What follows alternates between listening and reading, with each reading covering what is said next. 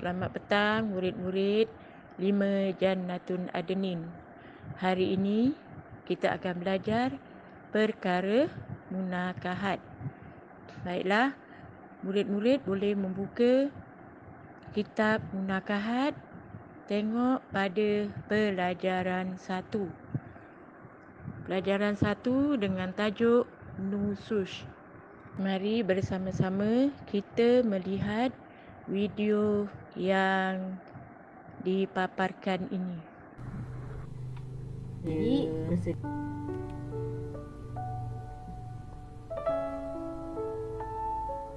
Assalamualaikum. Tak payahlah buat baik dengan saya lah abang. Siapa perempuan dalam gambar ni? Mana saya yang dapat gambar ni? Oh. Saya nak tengok muka abang lagi. Keluar sekarang. Sayang, saya salah faham ni. Sama ada saya yang keluar daripada bilik ni ataupun abang yang keluar. Keluar!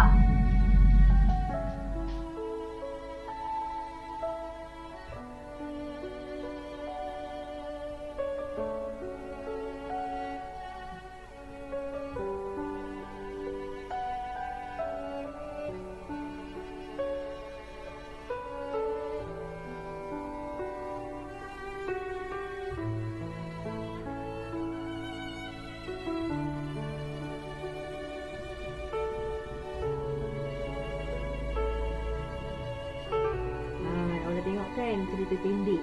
Ini yang berlaku antara pasangan suami isteri. Jadi kita akan terus masuk pada tajuk yang seterusnya. Iaitu pengertian nusyus. Pengertian nusyus ni terbahagi kepada dua, iaitu dari segi bahasa. Dari segi bahasa apa? Derhaka atau ingkar. Derhaka. Maksud derhaka tu apa? Derhaka tu melawan, tak nak dengar cakap. Dari segi bahasa. Ringkaskan dari segi syarak. Dia panjang sikit lah. Yang pertama, meninggalkan kewajipan suami isteri yang telah ditetapkan oleh syarak. Dalam Islam dah tetapkan tanggungjawab suami apa, tanggungjawab isteri apa, tapi ditinggalkan. Yang kedua, nusyus boleh berlaku pada suami dan isteri. Selalu kita cakap lelaki dia suami, yang awak ni suami yang nusyus. Tapi sebenarnya nusyus ini boleh berlaku kepada pasangan suami dan isteri. Jadi macam mana boleh berlaku? Okey, kita teruskan. Hukum nusyus. Apa hukum nusyus? Haram. Bukan makruh, bukan sunat, bukan apa haram. Dan berdosa besar jika berlaku nusyus kepada kedua-dua pasangan suami isteri. Jadi hukumnya haram dan berdosa besar. Okey. Teruskan. Okey, nusyus berlaku dengan dua cara. Tengok. Nusyus ni berlaku dengan dua cara. Yang pertama dengan perbuatan, tingkah laku. Macam mana perbuatan tingkah laku tu kan? Yang kedua dengan kata-kata. Dengan mulut. Boleh bercakap macam mana kan? Okey. Tengok. Lelaki marah tu, bini pun nak lawan juga. Kan? Sebab tu dah jadi nusyus. Okey.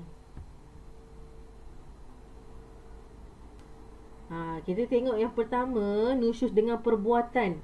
Tengok perbuatan dulu, iaitu tingkah laku.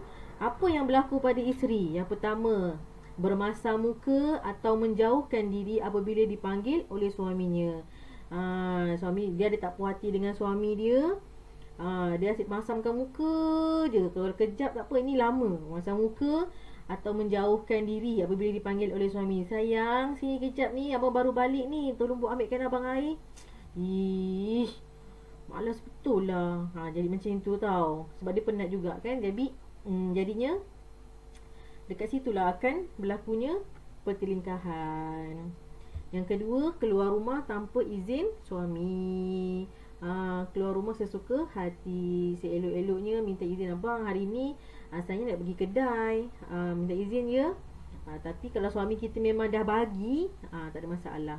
Selalunya keluar rumah tanpa izin ni macam dia pergi ke satu tempat yang jauh, suami tak tahu, yang bukan kebiasaan dia.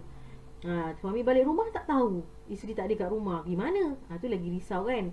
Jadi lagi elok sebelum keluar rumah kena minta izin, bagi tahulah suami kita. Yang ketiga, memukul suami dengan tujuan untuk mendera suami dia. Dia terbentang ada taekwondo, pandai silat, pandai apa. Abang, kalau abang balik lambat, abang tahulah. Saya ni ada taekwondo. Dia pukul suami dia bukan pukul-pukul manja tau. Ini pukul mendera. Memang kena belasah suami dia.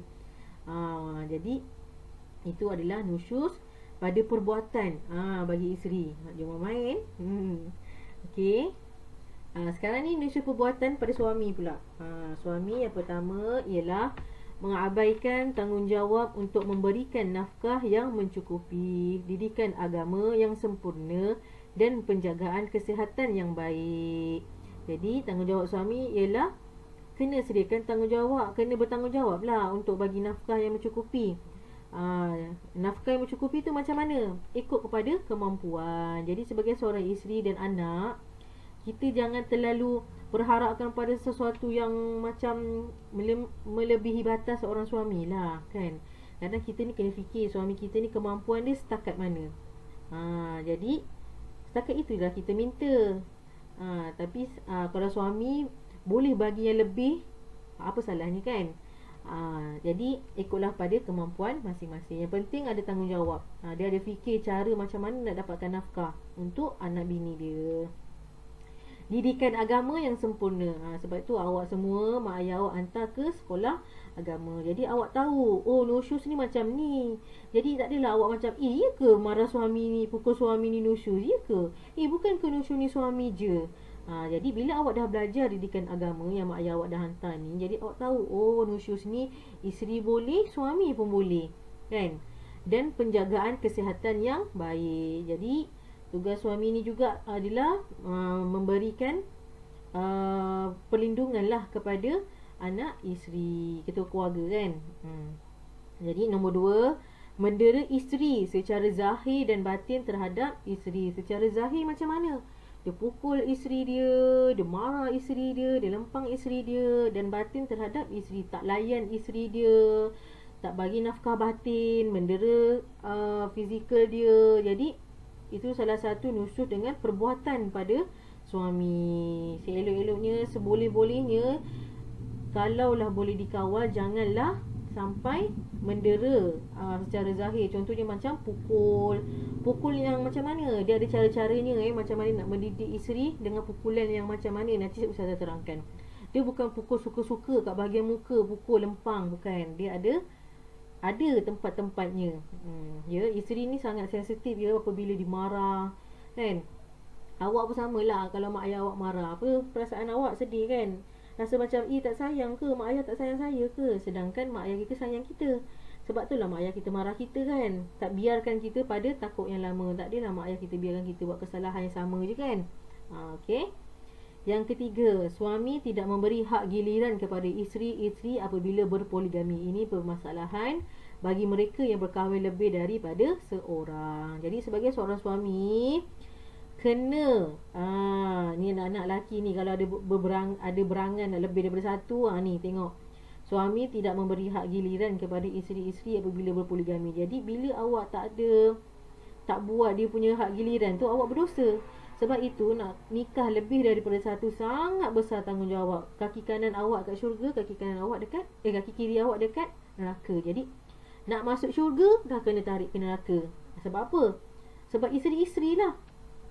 Satu isteri tu bukannya awak ambil tahu pasal awak layanan dia baik lah. Bukan itu saja. Awak kena ambil kira dari segi auratnya, pergaulannya. Awak kena, sebagai seorang suami memang kena tengok pada semua. Sebab itu adalah tanggungjawab sebagai seorang suami. Jika melanggar semua itu, maka akan berlakulah nusyuz. Nusyuz ni bukan perkara biasa. Sangat-sangat hebat lah. Sebab kita ni memegang, lagi suami kan, kita memegang tampuk keluarga. Kita bukan hanya memegang pada tanggungjawab isteri je, kita pegang tanggungjawab pada anak juga. Jadi awak semua jadilah anak yang baik dengan cakap mudah. Okey. Tengok. Seterusnya, nusyuz dengan kata-kata. Tadi awak nusyuz dengan perbuatan yang pertama. Yang kedua, nusyuz dengan kata-kata. Yang pertama pada isteri, yang kedua pada suami. Pada isteri, tengok, membantah dengan bahasa yang kasar terhadap percakapan atau kemahuan suaminya. Suami cakap elok-elok, sayang, tolong abang ambilkan air. Ambil lah sendiri. Ada kaki, ada tangan kan. Ambil lah. Aduh, orang ni penat juga. Nampak? Apa salahnya kalau suami kita balik kerja, kita memang dah siap sediakan air atas meja. Bila air dah sediakan atas meja, sebab semua tu pahala sebenarnya tu. Ambil air, letak atas meja. Jadi suami dah balik terus minum. Tak adalah dia nak minta-minta kan. Okey. Semua pahala sebenarnya tu. Buat je. Walaupun awak kalau isteri dalam keadaan marah macam mana pun, buat je, buat. Lama-lama insya-Allah akan jadi ikhlas. Yang kedua, bercakap kasar atau menengking ketika menjawab pertanyaan suami. Suami tanya, sayang, awak nak pergi mana tu? Sibuklah nak tahu. Aduh, awak buatlah hal awak sendiri. Ni saya nak pergi kedai ke apa, suka hati saya lah. Nampak? Suami tanya nak pergi mana, lembut je.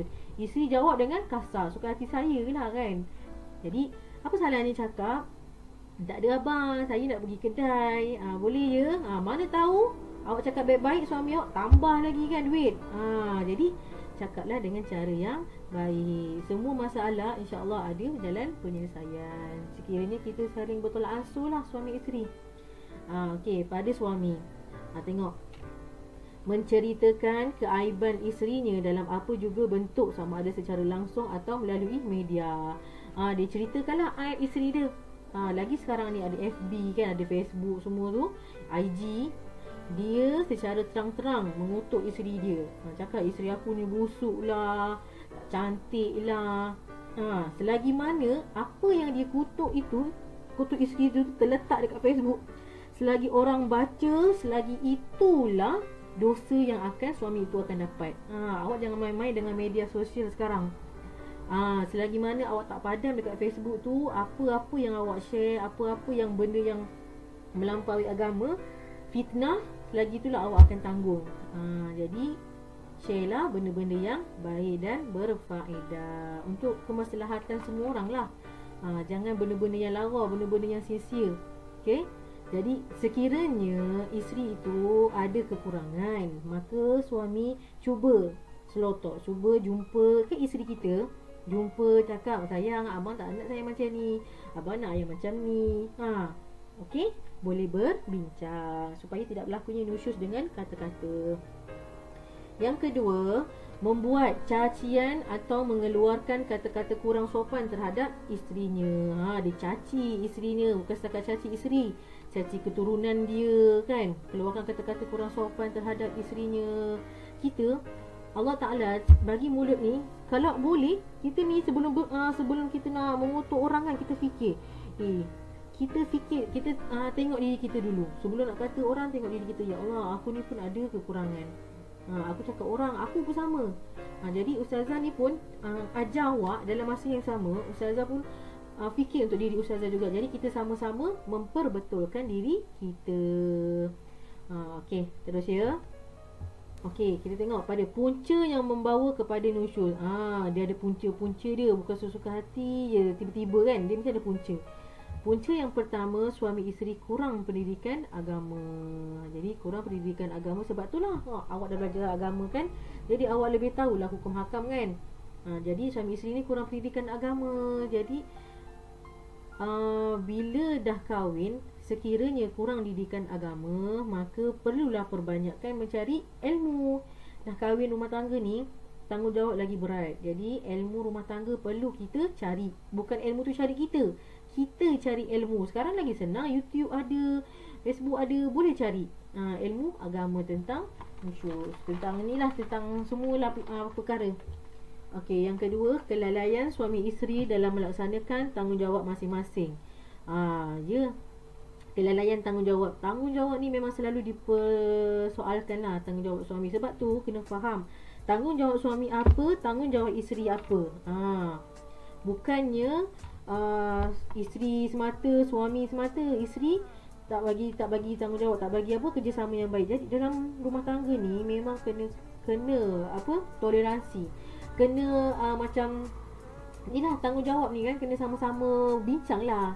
awak hari ni awak tolong jaga anak lah, hari ni saya kerja, hari ni saya ada kelas ke. Jadi kena bertoleransi. Yang ketiga, gangguan atau campur tangan oleh pihak ketiga seperti mertua, ipar-duai, kawan-kawan sekerja dan sebagainya. Ya, ini pun selalu berlaku. Ini yang kebiasaan ialah berlaku oleh pihak ketiga seperti mertua.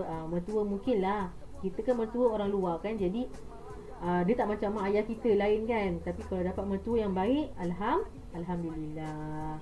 Okey, ipar-duai. Ipar-duai pun sama juga, kadang-kadang suka melaga-lagakan kan. Tapi dapat yang baik, alhamdulillah. Sebab tu kena doa lebih sekarang, semoga mendapat pasangan yang baik. Bukan pasangan saja, tapi keluarga yang boleh menerima kekurangan kita. Kawan-kawan sekerja dan sebagainya. Kawan-kawan sekerja, sebab itu ada perbatasan pergaulan antara lelaki dan perempuan. Kalau lelaki dengan perempuan, batas-batas ni ada. Sebab itu bukan suka-suka awak nak bertepuk tampar dengan lelaki dan perempuan. Lelaki ada batasnya, perempuan ada batasnya. Bukannya kita ni suka-suka pukul laki orang, pukul-pukul perempuan, pukul-pukul laki orang, makan bersama berdua. Itu mendatangkan fitnah. Walaupun awak cakap, cikgu saya makan berdua, tapi kita orang kawan je atas dasar kerja. Ya, memang itu awak dah cakap. Tapi orang yang melihat, orang akan kata, itu kan isteri ni kan, dia kekurangan lelaki lain kekurangan lelaki lain. Jadi itu mendatangkan fitnah. Apa salahnya kita bawa orang yang ketiga, iaitu kawan kita sendiri. Kalau keluar lelaki perempuan, eloknya perempuannya 2, lakinya 1. Betul? Ya, memang macam tu. Yang keempat, masalah ekonomi rumah tangga yang tidak dapat diurus dengan baik. Macam sekarang lah COVID-19 kan, jadi masalah kewangan ini agak rumit. Jadi bagi mereka yang berpendapatan yang stabil, berapa? Kena sentiasa kena sentiasa berjimat cermat. Kena daripada sekarang lah kita kena urus kewangan dengan baik. Sampai di sini saja pelajaran kita pada hari ini berkenaan nusyuz, yang di mana ada pengertian, ada hukum dia, ada cara-cara berlakunya nusyuz dan juga punca berlakunya nusyuz. Baiklah, itu saja.